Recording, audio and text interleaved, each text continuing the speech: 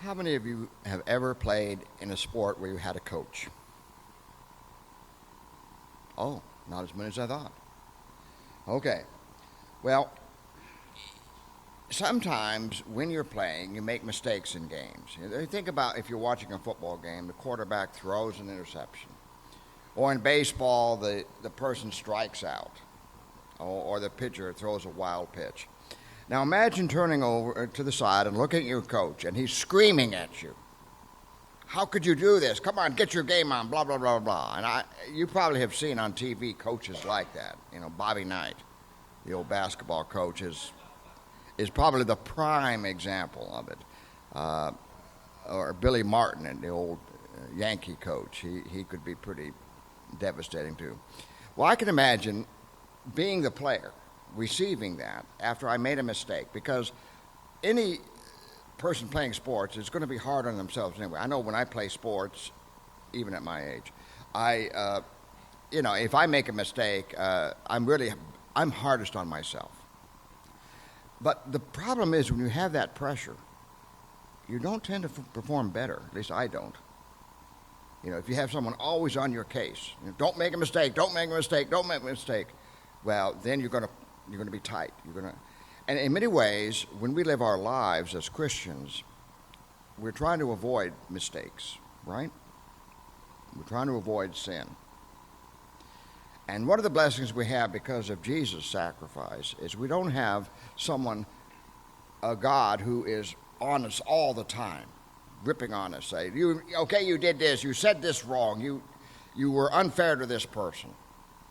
And normally, when we reflect on things, we're doing that to ourselves anyway.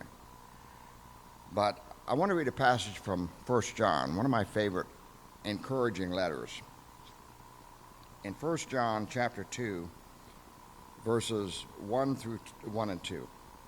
My little children, I am writing these things to you so that you may not sin.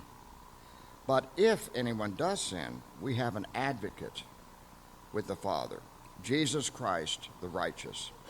And he is the atoning sacrifice for our sins, and not only for ours only, but for all the sins of the world. So what he is saying is he is our advocate. He's not our critic, but our advocate with the Father. And so as we celebrate this Lord's Supper, let's remember that Jesus continues to be our advocate. And we are encouraged to live our lives, even when we make mistakes, which we all will and all do, but we can live in confidence because Jesus has atoned for us and the whole world. And that is very freeing. I've known people who were Christians who just lived continually in guilt. They weren't living free. And what this is encouraging us to do is to, yes, we try our best. We try to do the right thing, but we know that even if we mess up, which we will, we have an advocate. Would you go with me in prayer? Jesus gave his body on the cross for us, and he shed his blood. And his blood is available to us, again, continually.